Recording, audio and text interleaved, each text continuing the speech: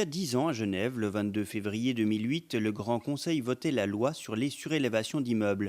Cette réglementation rehaussait le gabarit admissible des bâtiments en zone 2 et 3. Il contribue à densifier la couronne urbaine selon le plan directeur cantonal 2030. Une façon aussi d'éviter d'accentuer le mitage du territoire. Dans un canton en retard de logement, l'idée a séduit une majorité, mais le fait que les réalisations ne soient pas toutes des réussites a freiné les projets. Le canton, favorable aux surélévations, et la ville de Genève, plus réticente, se sont accordés en juin 2017 sur un compromis pour octroyer des autorisations. Ils ont adopté des critères basés sur la qualité architecturale d'ensemble et non pas que sur le gabarit.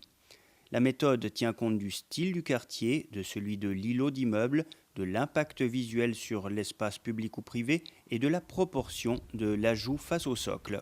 Il faut dire que les surélévations se fondent parfois dans le style initial de l'immeuble, mais créent parfois une rupture brutale. Ce sont ces cas-là qui suscitent en général recours ou pétitions. L'un des projets les plus contestés aura été celui de la jonction à la rue des Deux Ponts. De 2008 à 2015, 138 projets de surélévation ont été autorisés, dont 85% en ville de Genève, pour environ 560 logements. Ils impliquent des infrastructures communes supplémentaires. Mais ils ne représentent que 6% du nouveau parc. Les surélévations sont donc l'une des pièces du puzzle de la construction de logements aux côtés de projets de densification de la zone urbaine, tout comme de la mutation des zones villas englobées dans la ville.